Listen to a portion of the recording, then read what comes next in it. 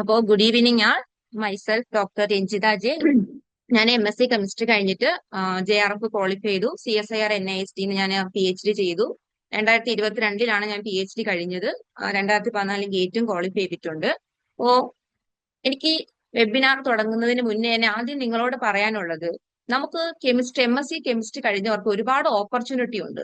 പക്ഷേ നമ്മൾ പലതും അറിയാതെ പോകുന്നു എന്നുള്ളതാണ് ഒരു മെയിൻ ആയിട്ടുള്ള കാര്യം. അത് മാത്രമല്ല, നമ്മളിപ്പോ MSc കഴിഞ്ഞ് നിങ്ങളിപ്പോ MSc പഠിക്കുന്ന അല്ലെങ്കിൽ MSc കഴിഞ്ഞ് ഇറങ്ങുന്നവരാണെങ്കിൽ നിങ്ങൾ ജസ്റ്റ് ഒരു കാര്യം മാത്രം ചെയ്താൽ മതി. നമ്മൾ എന്താണോ 2 വർഷം MScക്ക് പഠിച്ചത് അതേ സിലബസ് ഒന്നുകൂടി നമ്മളൊരു 6 മാസമോ അല്ലെങ്കിൽ 1 വർഷമോ കൂടി നമ്മളൊന്ന് കൺസെപ്റ്റ് ക്ലിയർ ആയിട്ട് പഠിച്ചു കഴിഞ്ഞാല് ഡെഫിനറ്റ് ആയിട്ട് നിങ്ങൾക്ക് നല്ലൊരു ഫീൽഡിൽ തന്നെ എത്താൻ പറ്റും.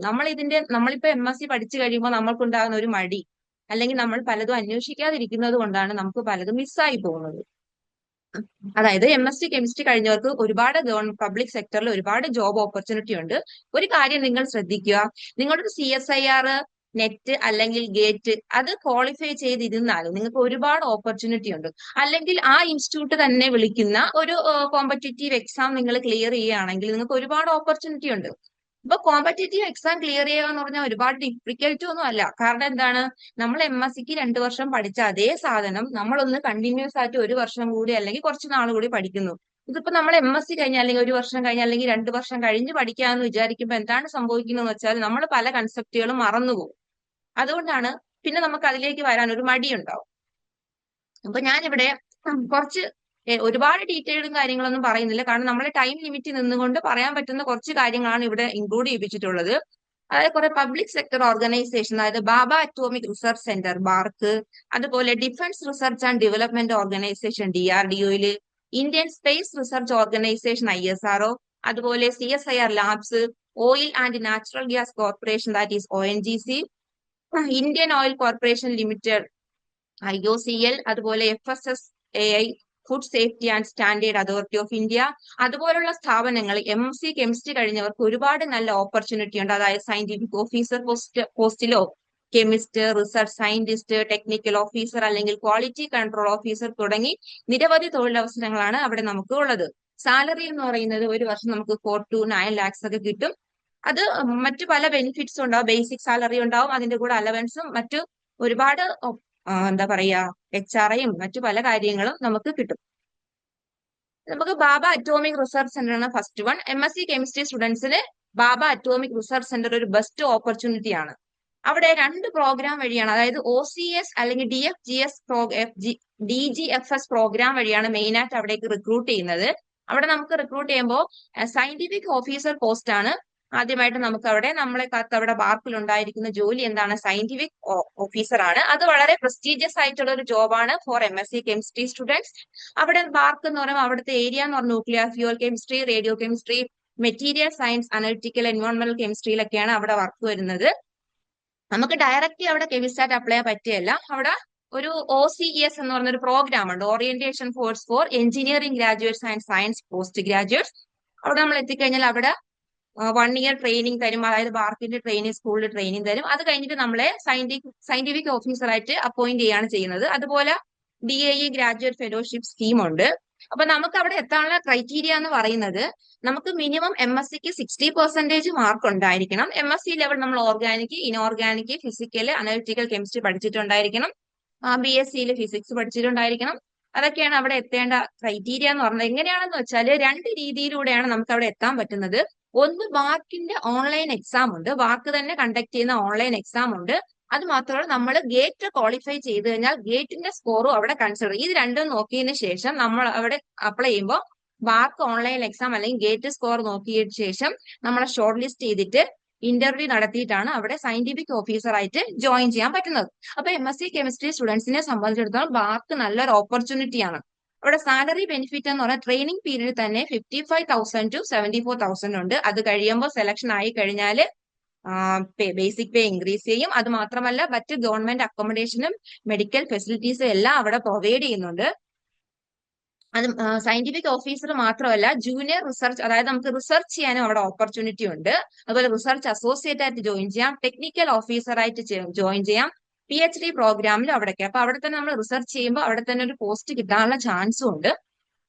പിന്നെ സയന്റിഫിക് ഓഫീസറായിട്ട് ജോയിൻ ചെയ്യുന്ന അവിടെ പ്രൊമോഷൻ ഉണ്ടാവും. അതായത് senior scientist, project head, director level position വരെ നമുക്ക് ആകാം. അപ്പൊ നമ്മൾ MSc കഴിയുമ്പോൾ ആയിക്കഴിഞ്ഞാൽ ചെറിയ പ്രായത്തിൽ തന്നെ ജോലി കിട്ടിക്കഴിഞ്ഞാൽ നമുക്ക് അവിടെ ഡയറക്ടർ ലെവൽ പൊസിഷൻ വരെ എത്താൻ പറ്റുന്ന ഒരു ആണ് എത്താൻ പറ്റുന്ന ഒന്നാണ് എന്ത് ബാർക്ക് എന്ന് പറയുന്നത്.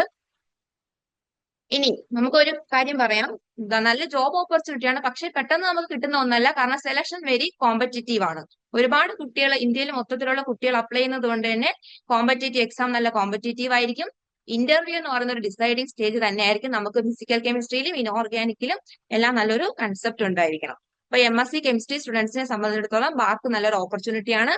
അപ്പൊ നമുക്ക് ബാർക്കിൽ സയന്റിഫിക് ഓഫീസറായിട്ട് അല്ലെങ്കിൽ മറ്റു ജോലിയിൽ എത്തണമെങ്കിൽ ബെസ്റ്റ് സ്ട്രാറ്റജി എന്ന് വെച്ചാൽ നമ്മൾ എന്ത് ചെയ്യണം, ബാർക്ക് എക്സാമിന് പ്രിപ്പയർ ചെയ്യുക, പ്ലസ് ഗേറ്റ് വെറുതെ ക്വാളിഫൈ അല്ല, നല്ല റാങ്കിൽ എത്താൻ ശ്രമിക്കുക.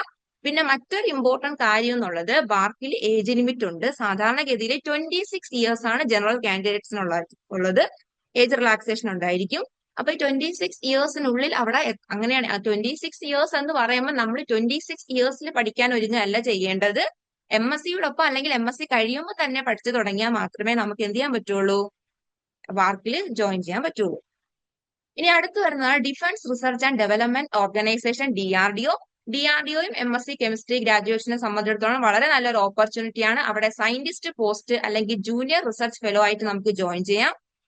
റിസർച്ച് എന്ന് പറയുമ്പോൾ R&D, മെറ്റീരിയൽ, പ്രൊപ്പലന്റ്, ഫ്യൂവൽ അനാലിസിസിലൊക്കെയാണ് അവിടെ മെയിൻ ആയിട്ട് വരുന്നത്. റിക്രൂട്ട്മെന്റ് നടക്കുന്നത് ഗേറ്റ് സ്കോർ വഴിയാണ്. അപ്പോൾ DRDOയില് സയന്റിസ്റ്റ് പോസ്റ്റിന് അപ്ലൈ ചെയ്യണമെങ്കിൽ നമ്മൾ എന്ത് ക്വാളിഫൈ ചെയ്യണം, ഗേറ്റ് സ്കോർ, ഗേറ്റ് നല്ല സ്കോർ ഉണ്ടായിരിക്കണം. And walking interview for JRF junior research fellow ആയിട്ടാണ് ജോയിൻ ചെയ്യുന്നതെങ്കിൽ വാക്കിംഗ് ഇന്റർവ്യൂയും സയന്റിസ്റ്റ് പോസ്റ്റിന് ഗേറ്റ് സ്കോറുമാണ് നോക്കുന്നത്. ആദ്യം സയന്റിസ്റ്റ് B ആണ് എൻട്രി ലെവൽ. അവിടെ നമുക്ക് വർക്ക് ഏരിയ വരുന്നത് DRDOയിലെ explosive and propellant chemistry, chemical warfare, അങ്ങനെ മെറ്റീരിയൽ, പോളിമർ സയൻസ്, അത്തരം വർക്കുകളൊക്കെയാണ്. അതിന്റെ ഡീറ്റെയിലും കാര്യങ്ങളൊക്കെ പോകുന്നില്ല, നമ്മളവിടുത്തെ ഓപ്പർച്യൂണിറ്റി മാത്രമേ നോക്കുന്നുള്ളൂ. അതായത് നമ്മുടെ ഡിഫൻസ് ടെക്നോളജിയിലൊക്കെ ആയിരിക്കും, സേഫ്റ്റി റിസർച്ചിലൊക്കെയാണ് നമ്മൾ DRDOയിൽ വർക്ക് ചെയ്യാൻ പറ്റുന്നത്. ഇനി എങ്ങനെ DRDOയിൽ എത്തിപ്പെടാം എന്ന് വെച്ചാൽ 3 പാത്ത് വേ ആണുള്ളത്. ഒന്ന് ഗേറ്റ് ബേസ്ഡ് റിക്രൂട്ട്മെന്റ് ആണ്. നമ്മൾ ഗേറ്റ് ക്വാളിഫൈ ചെയ്ത് കഴിഞ്ഞാൽ അതിന്റെ ഗേറ്റ് സ്കോർ വെച്ചിട്ട് അവര് നമ്മൾ ഷോർട്ട് ലിസ്റ്റ് ചെയ്തിട്ട് ഇന്റർവ്യൂവിന് ക്ഷണിക്കും. രണ്ടാമത്തത് ബേസ്ഡ് ഓൺ റിട്ടേൺ ടെസ്റ്റ്. അത് ഒക്കേഷണൽ നോട്ടിഫിക്കേഷൻ, എപ്പോഴും വരുന്നതല്ല. അവര് ഡയറക്റ്റ് വിളിച്ചതിന് ശേഷം റിട്ടേൺ ടെസ്റ്റ്, ഇന്റർവ്യൂ ഉണ്ടായിരിക്കും. ഇനി അല്ല നിങ്ങൾ റിസർച്ച് ചെയ്യാനാണെങ്കിൽ നമ്മുടെ JRF ക്വാളിഫൈ ചെയ്താൽ അപ്ലൈ ചെയ്യാൻ പറ്റും.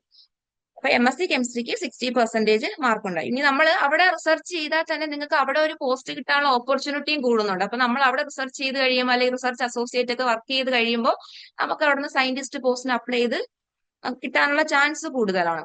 അപ്പൊ ഇവിടെയും നമ്മൾ ശ്രദ്ധിക്കേണ്ടത് ഒരു ഗേറ്റ് ക്വാളിഫൈ ചെയ്യുക എന്നുള്ളതാണ്. അതായത് നല്ല റാങ്കിൽ തന്നെ ഗേറ്റ് ക്വാളിഫൈ ചെയ്യുന്നുള്ളതാണ് മെയിൻ ആയിട്ടുള്ള കാര്യം. ഇവിടെയും നല്ല ഗുഡ് സാലറി സ്കെയിലാണ്. സയന്റിസ്റ്റ് B എന്ന് പറയുമ്പോൾ ബേസിക് പേ 56,000 ആണ്. പിന്നെ ടോട്ടൽ സാലറി വരുമ്പം ഇൻക്രീസ് ചെയ്യും. മറ്റ് മെഡിക്കൽ അല്ലെങ്കിൽ എല്ലാ അലവൻസും ഇവിടെ ഉണ്ടാകും, കാരണം സെൻട്രൽ ഗവൺമെന്റ് ആണ്. അതുപോലെ നമുക്ക് DRDO ലാബ് എന്ന് പറയുമ്പോൾ explosive research and development laboratory, അങ്ങനെ ഒരുപാട് ലാബുകളിൽ വർക്ക് ചെയ്യാം. നമ്മുടെ വർക്ക് മെയിൻ ആയിട്ട് ഫോക്കസ് ചെയ്യുന്നത് ഡെവലപ്പിംഗ് എക്സ്പ്ലോസീവ് അല്ലെങ്കിൽ പ്രൊപ്പലൻസ്, ടോക്സിക് കെമിക്കൽസ്, ഡിഫൻസ്, ഇത്തരം ഫീൽഡിലൊക്കെയാണ് നമ്മൾ എന്ത് ചെയ്യുന്നത്, വർക്ക് ചെയ്യാൻ പറ്റുന്നത്. പിന്നെ അത് മാത്രമല്ല സയന്റിസ്റ്റിന് പുറമെ നമുക്ക് മറ്റു അതായത് DRDOയിൽ ചെയ്യാൻ പറ്റുന്ന മറ്റു പോസ്റ്റുകൾ എന്ന് പറയുന്നത് ഞാൻ പറഞ്ഞത് തന്നെയാണ്. JRF, പിന്നെ SRF, റിസർച്ച് അസോസിയേറ്റ്, പിന്നെ ടെക്നിക്കൽ അസിസ്റ്റന്റ് പോസ്റ്റും DRDO വിളിക്കാറുണ്ട്. അതും ഒരു എക്സാമിലൂടെയാണ്, അവരുടെ തന്നെ എക്സാം വഴിയാണ് ടെക്നിക്കൽ അസിസ്റ്റന്റ് പോസ്റ്റും കിട്ടുന്നത്. അപ്പൊ നിങ്ങൾക്ക് എക്സാമിന്റെ ഇമ്പോർട്ടൻസ് എത്രത്തോളം ഉണ്ടെന്ന് മനസ്സിലാവുന്നുണ്ടായിരിക്കും. സയന്റിസ്റ്റ് കയറിയാൽ B പോസ്റ്റിൽ കയറിയാൽ നമുക്ക് ജീവരാകാം. അത് പിന്നെ സീനിയർ സയന്റിസ്റ്റ്, പ്രോജക്ട് ലീഡർഷിപ്പ്, അത്തരം പോസ്റ്റുകളിലൊക്കെ ആകാം. ഇവിടെയും പെർഫോമൻസ് മീൻസ് ഹൈലി കോമ്പറ്റീറ്റീവ് ആണ്. അതുകൊണ്ട് തന്നെ നമുക്ക് കെമിസ്ട്രിയിൽ നല്ലൊരു സബ്ജക്ട് നോളജ് ഉണ്ടായിരിക്കണം. അനലിറ്റിക്കൽ ടെക്നിക്സിലും നോളജ് ഉണ്ടായിരിക്കണം. ഗേറ്റ് സ്കോർ എന്ന് പറയുന്ന ഒരു ഇമ്പോർട്ടന്റ് ഫാക്ടറാണ് DRDOയിൽ ജോലി കിട്ടാനുള്ള ഒരു ഫാക്ടർ. അപ്പൊ DRDO MSc കെമിസ്ട്രി ഗ്രാജുവേറ്റ്സിനെ സംബന്ധിച്ചിടത്തോളം ഒരു നല്ലൊരു ഓപ്പർച്യൂണിറ്റിയാണ്. കാരണം സയന്റിസ്റ്റ് ലെവൽ ജോബാണ്. പിന്നെ നമുക്ക് നമ്മുടെ ഡിഫൻസ് അല്ലെങ്കിൽ നാഷണൽ സെക്യൂരിറ്റി സിസ്റ്റത്തിൽ വർക്ക് ചെയ്തു എന്ന് നമുക്ക് അഭിമാനിക്കാനും പറ്റും. ഇപ്പൊ നമ്മള് DRDOയിൽ എത്തിപ്പെടണമെങ്കിൽ നിങ്ങൾ എന്ത് ചെയ്യണം, നമ്മൾ ഗേറ്റ് ക്വാളിഫൈ ചെയ്യാൻ ശ്രമിക്കുക. അതുപോലെ നമ്മളെ കോർ കെമിസ്ട്രി കൺസെപ്റ്റ് എന്ത് ചെയ്യുക, ഒന്ന് ക്ലിയർ ആവും. നമ്മളിപ്പോ പഠിച്ചുകൊണ്ടിരിക്കുന്ന കെമിസ്ട്രിയുടെ കൺസെപ്റ്റ് ഒന്നും കൂടെ സ്ട്രെങ്തൻ ചെയ്യാൻ ശ്രമിക്കുക. അടുത്ത് വരുന്നതാണ് ISRO, Indian space research organisation. MSc graduate സംബന്ധിച്ചോളം ഇവിടെയും നല്ല ജോബ് ഓപ്പർച്യൂണിറ്റി ഉണ്ട്. പക്ഷെ DRDOയും ബാർക്കിനെ കമ്പയർ ചെയ്യുമ്പോൾ ISROയിൽ ഓപ്പർച്യൂണിറ്റി കുറച്ച് കുറവാണ്. എങ്കിലും നമുക്ക് അവിടെ ഓപ്പർച്യൂണിറ്റീസ് ഉണ്ട്. സയന്റിസ്റ്റ് പോസ്റ്റ് ആണ് വരുന്നത്. Entry level scientist post MSc ഗ്രാജുവേറ്റ്സിന് അപ്ലൈ ചെയ്യാൻ പറ്റുന്ന ഒരു പോസ്റ്റ് ആണ്. മെയിൻ ആയിട്ട് നമ്മളവിടെ പോളിമർ കെമിസ്ട്രി അല്ലെങ്കിൽ material science, propellant chemistry, analytical chemistry ഒക്കെയാണ് ISRO എന്ന് പറയുമ്പോൾ നമുക്ക് അറിയാലോ, കുറച്ച് ആപ്ലിക്കേഷൻ ലെവൽ വർക്ക് ആയിരിക്കും.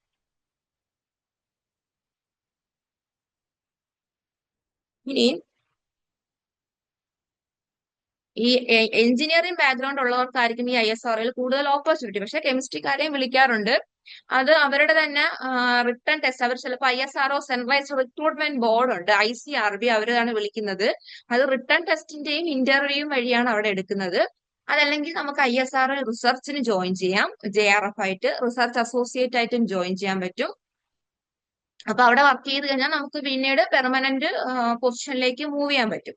ഇനി അല്ലെങ്കിൽ നമുക്ക് PhD ഒരു സ്പെഷ്യൽ പോളിമർ കെമിസ്ട്രി, മെറ്റീരിയൽ സയൻസിലൊക്കെ PhD ചെയ്ത് കഴിഞ്ഞാൽ നമുക്ക് എന്ത് ചെയ്യാൻ പറ്റും? ISROയിൽ സയന്റിസ്റ്റ് ആയിട്ട് ജോയിൻ ചെയ്യാൻ പറ്റും. MSc കെമിസ്ട്രിക്ക് അത് 60 to 65 മാർക്ക് വേണം. പിന്നെ പോളിമർ, മെറ്റീരിയൽ, ഫിസിക്കൽ കെമിസ്ട്രിയിലൊക്കെ ഒരു സബ്ജക്ട് നോളജ് ഉണ്ടായിരിക്കണം.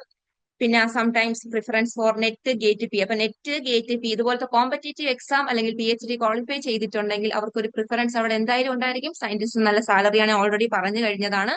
ISRO എന്ന് പറയുമ്പോൾ rocket propellant, he resistant material അവിടെയെല്ലാം നമുക്ക് വർക്ക് ചെയ്യാൻ പറ്റും. അതുപോലെ VSSC, liquid propulsion system centre, ഇവിടെയെല്ലാം നമുക്ക് എന്ത് ചെയ്യാം? കെമിസ്ട്രിക്കാർക്ക് വളരെ നല്ലൊരു ഓപ്പർച്യൂണിറ്റിയാണ് ഉള്ളത്.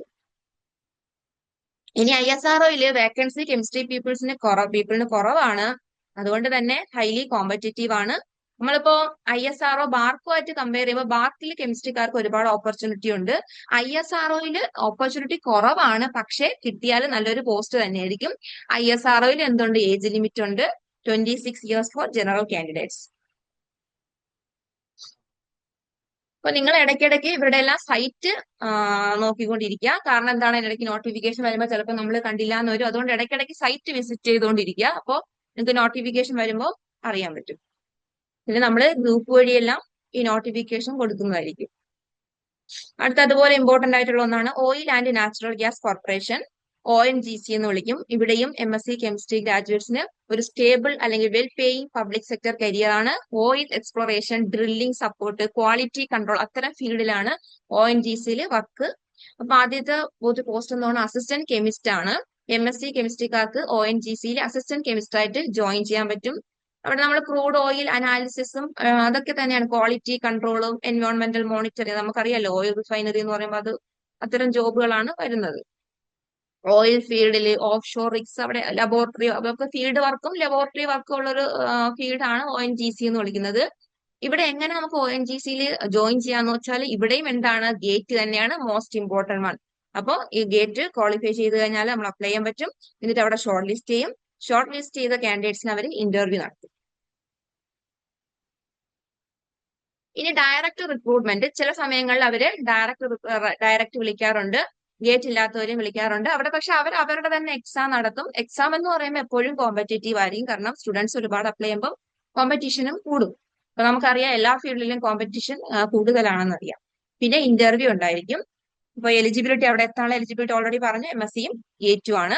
സാലറി സ്കെയിൽ ഗുഡ് സാലറി സ്കെയിലാണ്. അതുപോലെ മറ്റ് അലവൻസും എല്ലാം ഉണ്ടായിരിക്കും.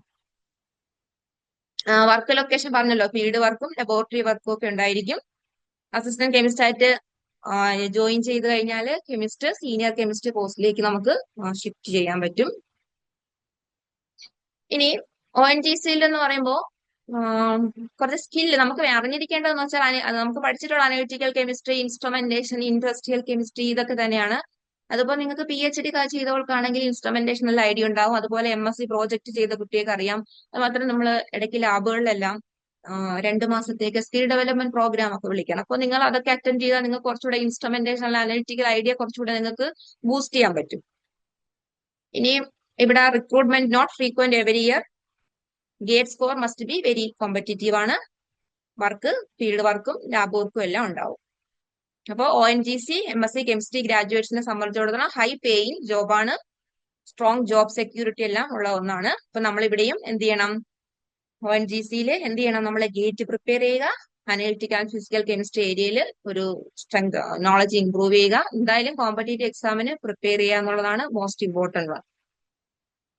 അതുപോലെ അടുത്ത് വരുന്നത് Indian oil corporation limited IOCL. IOCLലും കെമിസ്ട്രി ഗ്രാജുവേറ്റിനെ സംബന്ധിച്ചിടത്തോളം വളരെ നല്ലൊരു ഓപ്പർച്യൂണിറ്റിയാണ്. നമുക്ക് റിഫൈനറിയിൽ quality control, petro chemical operation ഇവിടെ എല്ലാം നമുക്ക് വർക്ക് ചെയ്യാൻ പറ്റും. മെയിൻ ജോബ് റോൾ എന്ന് പറയുന്നത് ജൂനിയർ എഞ്ചിനീയറിംഗ് അസിസ്റ്റന്റ് ആണ്. ജൂനിയർ എഞ്ചിനീയറിംഗ് അസിസ്റ്റന്റ് ആണ്. MSc കെമിസ്ട്രി സ്റ്റുഡൻസിന് IOCL ഏറ്റവും കോമൺ ആയിട്ട് വരുന്ന ജോബ് എന്ന് പറയുന്നത് ജൂനിയർ എഞ്ചിനീയറിംഗ് അസിസ്റ്റന്റ് ആണ്. ഇവിടെ വർക്ക് വരുന്നത് പെട്രോളിയം പ്രോഡക്റ്റ് ടെസ്റ്റ് ചെയ്യുക, അതിന്റെ quality control, lab analysis, refinery process ഒക്കെ മോണിറ്റർ ചെയ്യുക, ഇത്തരം വർക്കുകളൊക്കെയാണ്. അതായത് പ്ലാന്റിലും വർക്ക് ചെയ്യണം നമ്മൾ, ലബോറട്ടറി വർക്ക് എല്ലാം കൂടി ചേർന്ന് വരുന്ന ഒരു വർക്കാണ് IOCL. പിന്നെ അസിസ്റ്റന്റ് ഓഫീസർ പോസ്റ്റും ഉണ്ട്. അത് ഗേറ്റ് സ്കോർ വഴിയാണ്, ഗേറ്റ് വെച്ചിട്ടാണ് അസിസ്റ്റന്റ് ഓഫീസർ പോസ്റ്റ് വിളിക്കുന്നത്. ഇനി എങ്ങനെ നമുക്ക് IOCL എത്താമെന്നുള്ളതാണ്. ഡയറക്ട് റിക്രൂട്ട്മെന്റ്, സാധാരണ ഡയറക്ട് റിക്രൂട്ട്മെന്റ് ആണ്. അവിടെ അവർ റിട്ടേൺ ടെസ്റ്റ് നടത്തും, അല്ലെങ്കിൽ പിന്നെ സ്കിൽ ടെസ്റ്റും ഇന്റർവ്യൂ എല്ലാം ഉണ്ടായിരിക്കും. പിന്നെ ഗേറ്റ് വെച്ചിട്ടും ഓഫീസ് പോസ്റ്റിന് അവർ ഗേറ്റ് സ്കോർ വെച്ചാണ് വിളിക്കുന്നത്. പിന്നെ അപ്രന്റീസ്ഷിപ്പ് ഉണ്ട്, അത് നിങ്ങൾക്ക് അറിയാലോ. അത് നമ്മൾ അപ്രന്റീസ്ഷിപ്പിന് ഇപ്പൊ ടെക്നീഷ്യൻ, ട്രേഡ്, ഗ്രാജുവേറ്റ് അപ്രന്റീസ് ഒക്കെ ഉണ്ട്. അപ്പൊ നമുക്ക് അവിടെ അപ്രന്റീസ്ഷിപ്പിന് ജോയിൻ ചെയ്ത് കഴിഞ്ഞാൽ നമുക്ക് എക്സ്പീരിയൻസ് കിട്ടും. അപ്പൊ എക്സ്പീരിയൻസ് വെച്ചിട്ട് നമുക്ക് പെർമനന്റ് പോസ്റ്റിന് അപ്ലൈ ചെയ്യാൻ പറ്റും. ഇവിടെ എലിജിബിലിറ്റി എന്താണ്, MSc കെമിസ്ട്രി ആണ്. ചില സമയത്ത് BSc ടെക്നീഷ്യൻ പോസ്റ്റിനല്ല, BSc കെമിസ്ട്രി ഉള്ളവർക്കും അപ്ലൈ ചെയ്യാൻ പറ്റുന്ന ഒരു പോസ്റ്റാണ്. ഇവിടെ നല്ല സാലറി ബെനിഫിറ്റ് ആണ് ഉള്ളത്. സാലറി നല്ല ഹൈ സാലറി ആണ്. മറ്റ് എല്ലാ അലവൻസും ഇവിടെയും ഉണ്ടായിരിക്കും. വർക്ക് ലൊക്കേഷൻ വരുന്നത് റിഫൈനറി ആണ്. പല റിഫൈനറീസ് ഉണ്ട്, അവിടെ എല്ലാം വർക്ക് ചെയ്യാം. ഇൻഡസ്ട്രിയൽ പ്ലാന്റ്സ്, ലാബിലെല്ലാം വർക്ക് ചെയ്യാം. പിന്നെ എല്ലാത്തിലും പ്രൊമോഷൻ ഉള്ള പോസ്റ്റുകൾ തന്നെയാണ്. അപ്പൊ നിങ്ങൾ MSc കഴിഞ്ഞതിന് പ്രിപ്പയർ ജോയിൻ ചെയ്താൽ നിങ്ങൾക്ക് നല്ലൊരു പോസ്റ്റിൽ എത്തപ്പെടാൻ പറ്റും. ഇനി ഇവിടെ നമ്മൾ പറഞ്ഞു അനലിറ്റിക്കൽ കെമിസ്ട്രി ഇൻസ്ട്രുമെന്റേഷനിലും എല്ലാം ഒരു സ്കിൽ ഉള്ളത് വളരെ നന്നായിരിക്കും. പിന്നെ ബാർക്കിനെ കമ്പയർ ചെയ്യുമ്പോൾ ബാർക്ക് എന്ന് പറയുന്നത് റിസർച്ച് ഫോക്കസ്ഡ് ആണ്. DRDO എന്ന് പറയുമ്പോൾ ഡിഫൻസ് ആണ്. IOCL എന്ന് പറയുമ്പോൾ ഇൻഡസ്ട്രിയൽ ആൻഡ് റിഫൈനറി വർക്കാണ് വരുന്നത്. IOCL സ്റ്റേബിൾ ജോബാണ്, ഗുഡ് സാലറി, മറ്റ് എല്ലാ കരിയർ ഗ്രോത്തും എല്ലാം ഉണ്ടാവുന്ന ഒരു ഫീൽഡ് തന്നെയാണ് IOCL. അപ്പൊ IOCL നിങ്ങൾക്ക് ജോയിൻ ചെയ്യണമെങ്കിൽ ബെസ്റ്റ് സ്ട്രാറ്റജി എന്ന് പറയുന്നത് ഗേറ്റ് പ്രിപ്പയർ ചെയ്യുക, എന്നിട്ട് JE പോസ്റ്റിന് അപ്ലൈ ചെയ്യുക. ഇവിടെ ഏജ് ലിമിറ്റ് എന്ന് പറയുന്നത് 30 ഇയേഴ്സ് ആണ് ഫോർ ജനറൽ കാറ്റഗറീസ്. അതുപോലെ അടുത്ത് വരുന്ന ഒരു പോസ്റ്റ് ആണ് food safety and standard authority of ഇന്ത്യയിലെ പോസ്റ്റ്. അത് MSc കെമിസ്ട്രിക്കാർക്ക് ഒരുപാട് ജോബ് ഓപ്പർച്യൂണിറ്റി ഉണ്ട്. അതുപോലെ കേരള PSCയും വിളിക്കാറുണ്ട് ഫുഡ് സേഫ്റ്റി ഓഫീസർ ആയിട്ട്. അതായത് ഫുഡ് ടെക്നോളജിയിൽ അവരും വിളിക്കാറുണ്ട്. അവിടെ കെമിസ്ട്രി മാത്രമല്ല ബയോ കെമിസ്ട്രി ഒക്കെ പഠിച്ചവർക്ക് അപ്ലൈ ചെയ്യാൻ പറ്റും. അപ്പൊ ഇവിടെ ലാബ് വർക്കാണ് കൂടുതൽ, നമുക്ക് ഫീൽഡ് വർക്ക് അല്ല, ലാബ് വർക്ക് ഒക്കെ ആയിരിക്കും കൂടുതൽ വരുന്നത്. പിന്നെ റെഗുലേറ്ററി റോൾസ് ഒക്കെ ഉണ്ടാവും. മെയിൻ ജോബ് റോൾ എന്ന് പറഞ്ഞാൽ ഫുഡ് സേഫ്റ്റി ഓഫീസർ ആണ്. അതായത് സ്റ്റേറ്റ് ഫുഡ് സേഫ്റ്റി ഡിപ്പാർട്ട്മെന്റിന്റെ കീഴിൽ ഫുഡ് സേഫ്റ്റി ഓഫീസർ നല്ലൊരു പോസ്റ്റ് ആണ് MSc കെമിസ്ട്രി സ്റ്റുഡൻസിനെ സംബന്ധിച്ചിടത്തോളം. വർക്ക് മെയിൻ ആയിട്ട് ഫുഡ് എസ്റ്റാബ്ലിഷ്മെന്റ് ഇൻസ്പെക്ട് ചെയ്യുക, collect and test food samples, ഇതൊക്കെയാണ് അവിടെ മെയിൻ ആയിട്ട് വരുന്നത്. ടെക്നിക്കൽ ഓഫീസർ പോസ്റ്റ്, അവിടെ വരുന്നത് എന്താണ്, ഫുഡ് അനാലിസിസ്, അത്തരം ജോലികളാണ്. അതുപോലെ സെൻട്രൽ ഫുഡ് സേഫ്റ്റി ഓഫീസർ ഉണ്ട്, technical officer, central food safety officer, ഇതെല്ലാം MSc കെമിസ്ട്രി ഗ്രാജുവേറ്റ്സിന് അപ്ലൈ ചെയ്യാൻ പറ്റുന്ന ഒരു പോസ്റ്റ് ആണ്. ഇവിടെ നമ്മൾ സാമ്പിൾ ടെസ്റ്റ് ചെയ്യുക, അതിന്റെ അഡൾട്രേഷൻ അതെല്ലാം ചെക്ക് ചെയ്യുക. പിന്നെ നമ്മൾ ഇൻസ്ട്രുമെന്റേഷൻ ഒക്കെ യൂസ് ചെയ്യുക. അപ്പോൾ അനലിറ്റിക്കൽ കെമിസ്ട്രി സ്റ്റുഡൻസിന് വളരെ നല്ലതായിരിക്കും. അതുപോലെ ഈ സ്കിൽ ഇൻസ്ട്രുമെന്റേഷൻ സ്കില്ലൊക്കെ ഉണ്ടെങ്കിൽ അവിടെ കുറച്ചുകൂടെ ബെസ്റ്റ് ആയിരിക്കും. ഇനി എങ്ങനെ FSSAയിൽ എത്താന്ന് വെച്ചാല് അവർ തന്നെ ഒരു റിക്രൂട്ട്മെന്റ് എക്സാം കണ്ടക്ട് ചെയ്യും. അവര് നിങ്ങൾ അതിന്റെ സൈറ്റിൽ നോക്കുമ്പോൾ അവർ നോട്ടിഫിക്കേഷൻ ഇടും, അവർ തന്നെ എക്സാം കണ്ടക്ട് ചെയ്യും. അപ്പൊ technical officer, food safety officer എല്ലാം എക്സാം കണ്ടക്ട് ചെയ്തിട്ട് ഇന്റർവ്യൂ വഴിയാണ് അവർ എടുക്കുന്നത്. കമ്പ്യൂട്ടർ ബേസ്ഡ് ടെസ്റ്റ് ആണ്, ഇന്റർവ്യൂ ഉണ്ട് ഹയർ പോസ്റ്റിന്. പിന്നെ അവര് അല്ലാതെ നമ്മുടെ കേരള, ഞാൻ ഓൾറെഡി പറഞ്ഞാണ്, PSCയും ഫുഡ് സേഫ്റ്റി ഓഫീസർ റിക്രൂട്ട്മെന്റ് വിളിക്കാറുണ്ട്. അത് 3 വർഷം കൂടുമ്പോഴാണ് വിളിക്കാറുള്ളത് അല്ലേ. ഇവിടെ എലിജിബിലിറ്റി എന്ന് പറയുന്നത് MScക്ക് 55 to 60% ആണ്. സാലറി സ്കെയിലും ഫുഡ് സേഫ്റ്റി ഓഫീസറും നല്ല സാലറി സ്കെയിലാണ്, ടെക്നിക്കൽ ഓഫീസറും എല്ലാത്തിനും നല്ല സാലറി സ്കെയിലാണ്.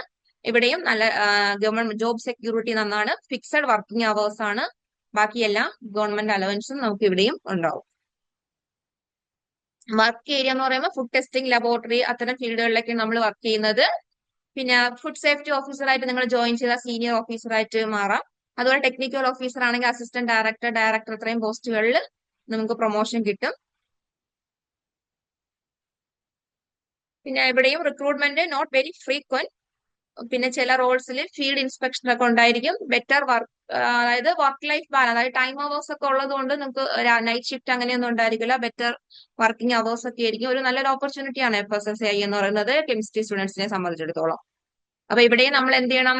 അവരുടെ എക്സാമിന് വേണ്ടി പ്രിപ്പയർ ചെയ്യുക. സ്റ്റേറ്റിലാണെങ്കിൽ PSC എക്സാം പ്രിപ്പയർ ചെയ്യുക. പിന്നെ അനലിറ്റിക്കൽ മേഖലയിലൊക്കെ നോളജ് ഉണ്ടെങ്കിൽ, അനലിറ്റിക്കൽ കെമിസ്ട്രി ഒക്കെ പഠിക്കുകയാണെങ്കിൽ അത് നന്നായിരിക്കും. അടുത്തത് CSIR ലാബ്. നമുക്കറിയാം ഇന്ത്യയിലെ തന്നെ ഏറ്റവും വലിയ ഗവേഷണ സ്ഥാപനമാണ് CSIR. CSIR ഇന്ത്യയിൽ ഒരുപാട് റിസർച്ച് ഇൻസ്റ്റിറ്റ്യൂട്ടുകളുണ്ട്. അപ്പൊ MSc കെമിസ്ട്രി സ്റ്റുഡൻസിനെ സംബന്ധിച്ചിടത്തോളം അവിടെ നമുക്ക് റിസർച്ചിന് ജോയിൻ ചെയ്യാൻ പറ്റും. പിന്നെ അവിടെ സയന്റിസ്റ്റ് പോസ്റ്റും വിളിക്കാറുണ്ട്. റിസർച്ച് എന്ന് പറയുമ്പോൾ നമ്മൾ CSIRന്റെ JRF ക്വാളിഫൈ ചെയ്ത് കഴിഞ്ഞാൽ നമുക്ക് അവിടെ റിസർച്ചിന് എൻട്രി ചെയ്യാൻ പറ്റും. അത് ജൂനിയർ റിസർച്ച് ഫെലോ ആയിട്ടാണ് ആദ്യം എൻട്രി ചെയ്യുന്നത്. അവിടെയും നല്ല ഫെലോഷിപ്പ് ആണ്. ഇപ്പോൾ നമുക്ക് 37,000+ HRA ആണ് ഫസ്റ്റ് 2 ഇയർ. പിന്നെ SRF ആയി കഴിഞ്ഞാൽ 42,000+ HRA ആണ് നിങ്ങൾക്ക് കിട്ടുന്നത്. അത് വളരെ നല്ലൊരു പോസ്റ്റാണ്. കാരണം എന്താണ്, PhD കഴിഞ്ഞാൽ നിങ്ങൾക്ക് സയന്റിസ്റ്റ് പോസ്റ്റിനും പോസ്റ്റ് ഡോക്ടർ റിസർച്ചിനും എല്ലാം അപ്ലൈ ചെയ്യാൻ പറ്റും. പിന്നെ CSIR സയന്റിസ്റ്റ് പോസ്റ്റ് എന്ന top goal in CSIR scientist post വളരെ നല്ലൊരു പോസ്റ്റാണ്. അവിടെയും ഡയറക്റ്റ് CSIR നോട്ടിഫിക്കേഷൻ ആണ്. നമുക്ക് അവിടെ വേണ്ടതെന്ന് വെച്ചാൽ നമ്മൾ നല്ലൊരു റിസർച്ച് പ്രൊഫൈൽ, നമ്മുടെ റിസർച്ച് പ്രൊഫൈൽ നന്നാണ്. അതായത് നമ്മളിപ്പോൾ PhDക്ക് പോകുമ്പോൾ നമുക്ക് നല്ല പബ്ലിക്കേഷനും കാര്യങ്ങളൊക്കെ ഉണ്ടെങ്കിൽ നമുക്ക് നല്ലതായിരിക്കും. അതുപോലെ നമ്മൾ എബ്രോഡൊക്കെ പോസ്റ്റ് ഡോക്ടർ റിസർച്ച് ഒക്കെ ഒരു ഫീൽഡിൽ നല്ല റിസർച്ചും പബ്ലിക്കേഷനും ഒക്കെ ഉണ്ടെങ്കിൽ CSIR സയന്റിസ്റ്റ് പോസ്റ്റിന് നമുക്ക് അതിൻ്റെതായ ബെനിഫിറ്റ് ഉണ്ടായിരിക്കും. CSIR ഒരുപാട് ലാബ്സ് ഉണ്ട്. National chemical laboratory, CDRI Lucknow, Indian institute, IICT Hyderabad, നമ്മുടെ നിസ്റ്റ് ട്രിവാൻഡ്രം, ഇതെല്ലാം CSIRന്റെ ലാബുകളാണ്. ഒരുപാട് ഫീൽഡിൽ അവിടെ റിസർച്ച് നടക്കുന്നുണ്ട്. ഓർഗാനിക് കെമിസ്ട്രിയില് ഡ്രഗ് ഡിസ്കവറി, അല്ലെങ്കിൽ ഗ്രീൻ കെമിസ്ട്രിയില്, മെറ്റീരിയൽ കെമിസ്ട്രിയില്, ഇനോർഗാനിക് കെമിസ്ട്രിയില്, ഇന്റർ ഡിസിപ്ലിനറി ഏരിയയിൽ അങ്ങനെ ഒരുപാട് വർക്ക് നടക്കുന്ന ഒരു സ്ഥാപനമാണ് CSIRന്റെ റിസർച്ച് ലാബുകൾ എന്ന് പറയുന്നത്. CSIR ലാബുകളിൽ മെയിൻ ആയിട്ട് റിസർച്ച് ഫോക്കസ്ഡ് ആണ്. ഇവിടെ എലിജിബിലിറ്റി എന്ന് വെച്ചാൽ എന്താണ്, നിങ്ങൾ CSIR JRF ക്വാളിഫൈ ചെയ്യുക എന്നുള്ളതാണ്. പിന്നെ PhD ചെയ്യുക. അപ്പൊ സയന്റിസ്റ്റ് ആയിട്ട് വേണമെങ്കിൽ എന്താണ്, നമുക്ക് PhD എന്തായാലും വേണം. PhDക്ക് പോകണമെങ്കിൽ നമ്മൾ എന്ത് ചെയ്യണം? CSIR ക്വാളിഫൈ ചെയ്യണം. നല്ല സാലറി സ്കെയിൽ നല്ലതാണ്. കാരണം 90,000 to 1.5 ആണ്. പിന്നെ സയന്റിസ്റ്റ് എന്ന് പറയുമ്പോൾ നമ്മൾ സയന്റിസ്റ്റ് ആയി കഴിഞ്ഞാൽ അവിടെ എന്താണ്, പ്രൊമോഷൻ പോയിട്ട് ഡയറക്ടർ പോസ്റ്റ് വരെ എത്താൻ പറ്റുന്ന ഒരു ജോലിയാണ് എന്ത്, സയന്റിസ്റ്റ് പോസ്റ്റ് എന്ന് പറയുന്നത്. ഈ സയന്റിസ്റ്റ് പോസ്റ്റ് എന്ന് പറയുന്നത് നല്ല നമ്മുടെ നല്ല റിസർച്ചും കാര്യങ്ങളൊക്കെ ഉണ്ടെങ്കിൽ നമുക്ക് ഒരുപാട് ഗ്രോത്ത് ഉണ്ടാകുന്ന ഒരു ഫീൽഡാണ്. റിസർച്ച് ഔട്ട്പുട്ട്, നല്ല പബ്ലിക്കേഷനും എക്സ്പീരിയൻസ് ഒക്കെ ഉണ്ടെങ്കിൽ നമുക്ക് ഡയറക്ടർ പോസ്റ്റ് വരെ ആകാൻ പറ്റും. അപ്പൊ അവരുടെ സ്കില്ല്, അപ്പൊ CSIR ലാബുകളിൽ വർക്ക് ചെയ്യണമെങ്കിൽ നമുക്ക് സ്ട്രോങ് കൺസെപ്റ്റൽ കെമിസ്ട്രി ഉണ്ടായിരിക്കണം. Lab techniques, research writing, publication ഇതെല്ലാം ഉണ്ടായിരിക്കണം. അതെല്ലാം നമ്മൾ JRF ക്വാളിഫൈ ചെയ്ത് നിങ്ങൾ ലാബിലെത്തുമ്പോൾ ഓട്ടോമാറ്റിക്കലി അതെല്ലാം നമ്മൾ പഠിക്കുകയാണ് ചെയ്യുന്നത്. ഇവിടെയും എന്താണ്, നമ്മൾ കോമ്പറ്റീറ്റീവ് എക്സാം ആയ CSIR JRF ക്വാളിഫൈ ചെയ്യണം. അടുത്ത് കോർ ഇൻഡസ്ട്രി ജോബ്സ് ഉണ്ട്. അതായത് Bharat heavy electrical limited, BHEL, Hindustan petroleum corporation limited, അതുപോലെ gas authority of India limited. ഇവിടെ എല്ലാം എന്തുണ്ട്, കെമിസ്ട്രി ഗ്രാജുവേറ്റ്സിന് MSc കെമിസ്ട്രി അല്ലെങ്കിൽ ഡിഗ്രി കെമിസ്ട്രിക്കാർക്ക് എന്ത് ചെയ്യാനുള്ള പോസ്റ്റ് വിളിക്കുന്നുണ്ട്. ഇപ്പോ എവിടെയോ ഒന്ന് വിളിച്ചിട്ടുണ്ട്, അത് HPCL ആണെന്ന് തോന്നുന്നു. ഇപ്പൊ ഒരു പോസ്റ്റ് വിളിച്ചിട്ടുണ്ട്. നിങ്ങൾ ആ സൈറ്റ് നോക്കുക. ഇവിടെയും എന്താണ്, എക്സാം നമ്മൾ ക്രാക്ക് ചെയ്യണം. ചില സമയത്ത് ഗേറ്റ് വെച്ചിട്ടാണ് വിളിക്കുന്നത്. ഇതും MSc കെമിസ്ട്രി സ്റ്റുഡൻസ് സംബന്ധിച്ചിടത്തോളം നല്ലൊരു ജോബ് ഓപ്പർച്യൂണിറ്റി ആണ്. നമുക്ക് ലാബിൽ ക്വാളിറ്റി അനലിസ്റ്റ് ആയിട്ട്, പ്രൊഡക്ഷൻ ഓഫീസറായിട്ട്, ലാബ് കെമിസ്റ്റ് ആയിട്ടൊക്കെയാണ് വർക്ക് ചെയ്യുന്നത്. പിന്നെ കെമിസ്ട്രിക്കാർക്ക് ഒരുപാട് ജോബ് ഓപ്പർച്യൂണിറ്റി ഉള്ള മറ്റൊരു ഏരിയ ആണ് ഈ ഫാർമസ്യൂട്ടിക്കൽ ഇൻഡസ്ട്രി. ഈ ഫാർമസ്യൂട്ടിക്കൽ ഇൻഡസ്ട്രി, ഇന്ത്യയിൽ ഒരുപാട് ഫാർമസ്യൂട്ടിക്കൽ കമ്പനീസ് ഉണ്ട്. അവിടെ എല്ലാം ഈ കെമിസ്ട്രി ഗ്രാജുവേറ്റ്സിന് ഒരുപാട് ജോബ് ഓപ്പർച്യൂണിറ്റീസ് ഉണ്ട്. അതായത് റിസർച്ച് സയന്റിസ്റ്റ് ആയിട്ട്, ഫോർമുലേഷൻ സയന്റിസ്റ്റ് ആയിട്ട്, മെഡിസിനൽ കെമിസ്റ്റ് ആയിട്ടൊക്കെ വിളിക്കാറുണ്ട്. അവിടെ നമ്മൾ ഡ്രഗ് ഡിസൈൻ ചെയ്യുക, ന്യൂ ഡ്രഗ്സ് ഡെവലപ്പ് ചെയ്യുക, അതിന്റെ ഫോർമുലേഷൻ, അത്തരം വർക്കുകളൊക്കെയാണ് നമ്മൾ മെയിൻ ആയിട്ട് ഫോക്കസ് ചെയ്യുന്നത്. ഇത് നല്ലൊരു ഓപ്പർച്യൂണിറ്റിയാണ്. MSc കഴിഞ്ഞവർക്ക് അല്ലെങ്കിൽ BSc കഴിഞ്ഞവർക്ക് ഫാർമസ്യൂട്ടിക്കൽ കമ്പനി നല്ലൊരു ഓപ്പർച്യൂണിറ്റിയാണ്. പിന്നെ ക്വാളിറ്റി കൺട്രോൾ ആയി ആദ്യം റിസർച്ച് ആൻഡ് ഡെവലപ്മെന്റ് സെക്ഷനിലെ ജോബാണ് ഒന്നാമത് പറഞ്ഞത്. അത് കഴിഞ്ഞ് ഒന്ന് ക്വാളിറ്റി കൺട്രോൾ അല്ലെങ്കിൽ ക്വാളിറ്റി അഷുറൻസ് ആണ്. റോൾ എന്ന് പറയുന്നത് ensure drugs meet safety and quality standards.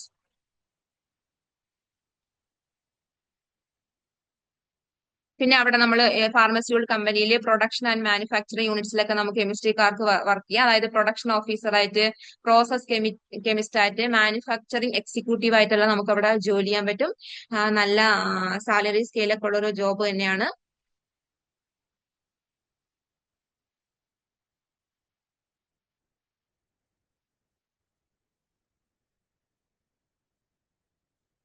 പിന്നെ നമുക്ക് അവിടെ ഫാർമസ്യൂട്ടിക്കൽ കമ്പനിയിൽ ക്ലിനിക്കൽ റിസർച്ച് ഫീൽഡിലൊക്കെ വർക്ക് ചെയ്യാം. പിന്നെ നമ്മൾ PhD കൂടെ ഉണ്ടെങ്കിൽ അവിടെ നല്ല പോസ്റ്റ്, ഫാർമസ്യൂട്ടിക്കൽ കമ്പനി നല്ല പോസ്റ്റ് നമുക്ക് കിട്ടും.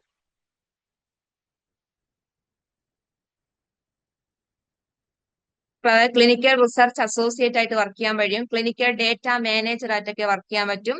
അതായത് ക്ലിനിക്കൽ ട്രയൽസ് ഉണ്ട്. നമ്മൾ ഒരു മരുന്ന് കണ്ടുപിടിച്ച് കഴിയുമ്പോൾ തന്നെ ക്ലിനിക്കൽ ട്രയൽ ചെയ്യില്ല, അതിനെല്ലാം മോണിറ്റർ ചെയ്യുകയും പേഷ്യന്റ് ഡേറ്റ അനാലിസിസ് ചെയ്യുക, എത്തിക്കൽ സ്റ്റാൻഡേർഡ്സ് ഒക്കെ ഫോളോ ചെയ്യുക. ഇതൊക്കെ നമുക്ക് കെമിസ്ട്രിക്കാരാണ് അവിടെ ജോബ് മെയിൻ ആയിട്ടും ചെയ്യുന്നത്. അതുപോലെ ഡ്രഗ് സേഫ്റ്റി എല്ലാം മോണിറ്റർ ചെയ്യുക. ഇതെല്ലാം MSc കെമിസ്ട്രിക്കാർക്കുള്ളൊരു ജോബ് ഓപ്പർച്യൂണിറ്റിയാണ്. നമ്മുടെ ഡ്രഗ് സേഫ്റ്റി അസോസിയേറ്റ് എന്ന് പറയുന്ന പോസ്റ്റും ഫാർമോകോ വിജിലൻസ് സയന്റിസ്റ്റ്, അങ്ങനെ 2 പോസ്റ്റുകൾ അവിടെ ഉണ്ട്. ഇതെല്ലാം MSc കെമിസ്ട്രിക്കാർക്ക് അപ്ലൈ ചെയ്യാൻ പറ്റുന്ന പോസ്റ്റാണ്. പിന്നെ അവിടെ സെയിൽസ് ആൻഡ് മാർക്കറ്റിംഗിൽ നമുക്ക് സയന്റിഫിക് റോൾ ഉണ്ട്. നമുക്ക് കമ്മ്യൂണിക്കേഷൻ ഒക്കെ ഇൻട്രസ്റ്റ് ആണെങ്കിൽ നമുക്ക് സെയിൽസ് ആൻഡ് മാർക്കറ്റിംഗിൽ വർക്ക് ചെയ്യാൻ പറ്റും.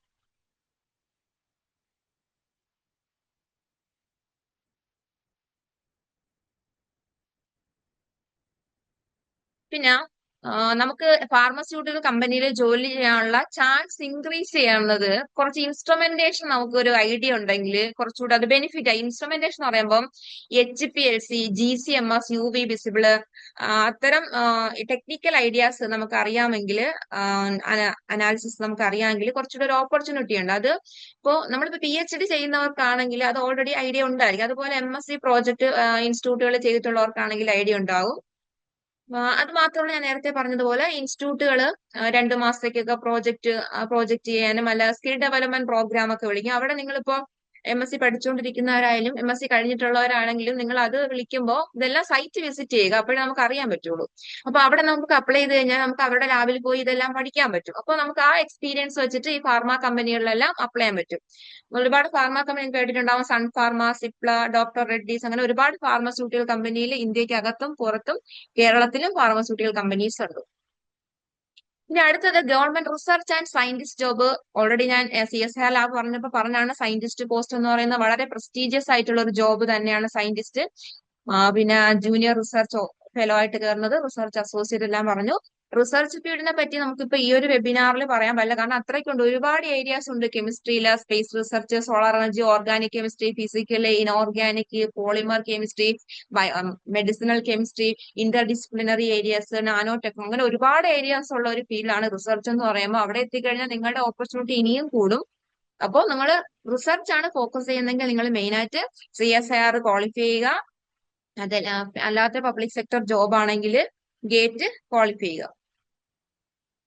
റിസർച്ച് എന്ന് പറയുമ്പോൾ CSIR ലാബ് മാത്രമല്ല, മറ്റൊരുപാട് ഐസർ ലാബുകൾ, IIT, അങ്ങനെ ഒരുപാട് ലാബ്. അതാണ് മെയിൻ ആയിട്ടുള്ള CSIR ലാബ്സ് ഇന്ത്യ. ഇത് ഐസേഴ്സ്, അതുപോലെ IITസിൽ റിസർച്ച് ചെയ്യാം, NITകൾ റിസർച്ച് ചെയ്യാം, മറ്റേ സെൻട്രൽ യൂണിവേഴ്സിറ്റികൾ റിസർച്ച് ചെയ്യാം. സെൻട്രൽ യൂണിവേഴ്സിറ്റി ഉണ്ട്, സ്റ്റേറ്റ് യൂണിവേഴ്സിറ്റി ഉണ്ട്. പിന്നെ ഇന്ത്യക്ക് പുറത്ത് ഒരുപാട് നല്ല നല്ല ഓപ്പർച്യൂണിറ്റികളുണ്ട്. നമുക്ക് എവിടെ വേണോ അപ്ലൈ ചെയ്ത് റിസർച്ച് ചെയ്യാം.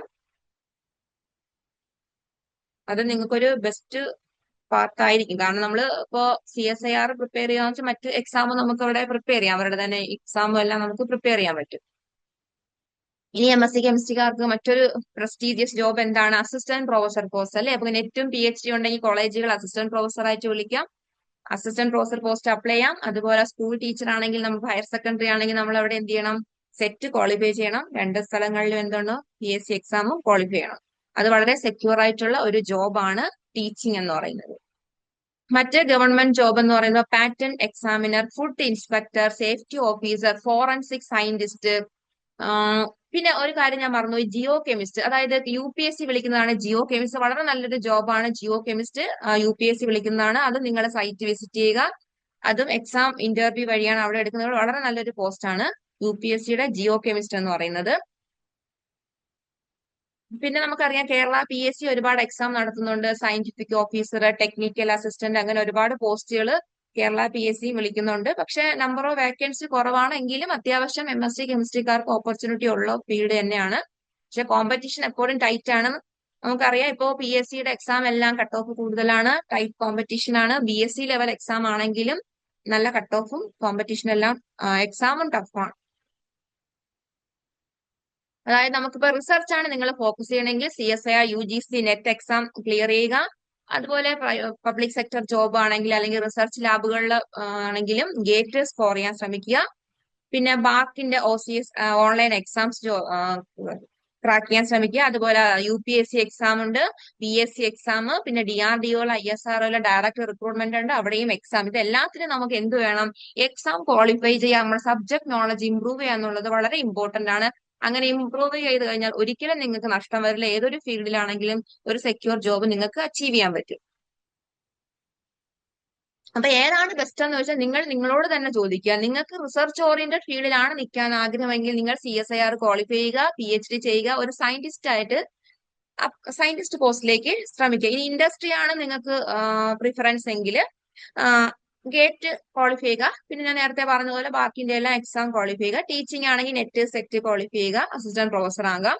പിന്നെ മറ്റ് ഗവൺമെന്റ് ഓഫീസർ ജോബ് ആണെങ്കിൽ PSC എക്സാം, UPSC, FSSAIയുടെ എക്സാം ക്വാളിഫൈ ചെയ്യുക. നിങ്ങൾക്ക് ഏതാണ് ബെസ്റ്റ് എന്ന് നോക്കിയിട്ട് പ്രിപ്പയർ ചെയ്യുക. ഇനി ഒരു കാര്യം ഞാൻ പറയാം, ഗവൺമെന്റ് ജോബ് എന്ന് പറഞ്ഞാൽ ഈസി അല്ല, അത് എപ്പോഴും കോമ്പറ്റേറ്റീവ് ആയിരിക്കും. പല പൊസിഷനിലും നമുക്ക് PhD വേണ്ടി വരും. പിന്നെ analytical chemistry skill, instrumentation skill, ഇതൊക്കെ ഉണ്ടെങ്കിൽ നമുക്ക് എക്സ്ട്രാ അഡ്വാൻറ്റേജ്, നമ്മളൊരു ഫീൽഡിലേക്ക് അപ്ലൈ ചെയ്യുമ്പോൾ നമുക്ക് എക്സ്ട്രാ ഉള്ള നോളജ് എപ്പോഴും നമുക്കൊരു അഡ്വാൻറ്റേജ് തരുന്നത്. അതുകൊണ്ട് എപ്പോഴും നിങ്ങളുടെ ഫീൽഡുമായിട്ട് ബന്ധപ്പെട്ട ഒരു നോളജ് ഇംപ്രൂവ് ചെയ്യാൻ പറ്റുന്ന എന്തെങ്കിലും ഒരു കോഴ്സോ എന്തെങ്കിലും കിട്ടുകയാണെങ്കിൽ നിങ്ങൾ അത് വിട്ടുകളയരുത്. അത് പഠിച്ചിട്ട് നിങ്ങളുടെ നോളജ് ഇംപ്രൂവ് ചെയ്യാൻ ശ്രമിക്കുക.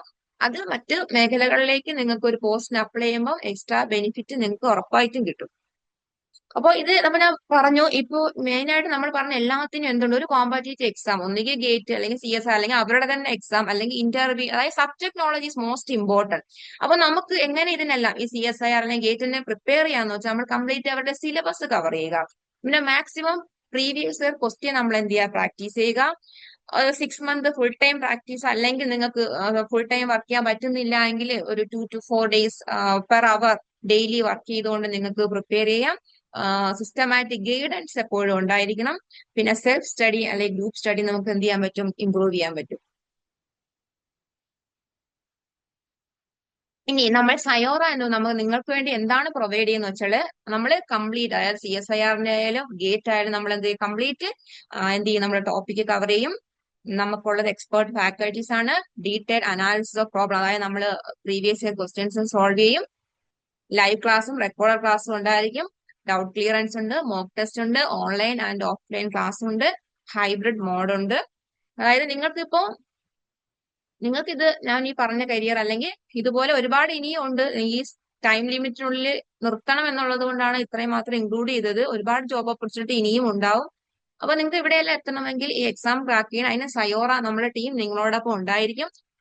നിങ്ങൾ നമ്മുടെ ഇൻസ്റ്റിറ്റ്യൂട്ട് ജോയിൻ ചെയ്യുകയാണെങ്കിൽ നമ്മൾ ഇതിനെല്ലാം എന്താ പറയാ ഡീറ്റെയിൽഡ് ക്ലാസ്സും ഞാൻ ഈ പറഞ്ഞ കാര്യങ്ങളെല്ലാം നിങ്ങൾക്ക് എൻഷുർ ചെയ്യുന്നുണ്ട്. ഇതാണ് നമ്മുടെ ടീം. എല്ലാവരും CSIR ഗേറ്റ് ക്വാളിഫൈ ചെയ്തവർ തന്നെയാണ് നമ്മുടെ ടീം എന്ന് പറയുന്നത്. Team coordinators. Thank you. നമ്മുടെ ക്ലാസ്സിന്റെ കൂടുതൽ ഡീറ്റെയിൽഡും കാര്യങ്ങളും അറിയാം. നിങ്ങൾ ഗ്രൂപ്പിലുള്ളവരാണെങ്കിൽ ഓൾറെഡി അതിൽ അറിയാം. ഇനി നിങ്ങളുടെ ഫ്രണ്ട്സിന് ജോയിൻ ചെയ്യണമെങ്കിൽ അവരോട് കൂടെ പറയുക. ഇപ്പൊ നമ്മളൊരു ഫ്രീ മിനി കോഴ്സ് നിങ്ങൾക്ക് വേണ്ടി കണ്ടക്ട് ചെയ്യുന്നുണ്ട്. ഇന്നാണ് ക്ലാസ് സ്റ്റാർട്ട് ചെയ്തത്. പിന്നെ ക്ലാസ് എല്ലാവരും കണ്ടിട്ടുണ്ടാവുമെന്ന് പ്രതീക്ഷിക്കുന്നു.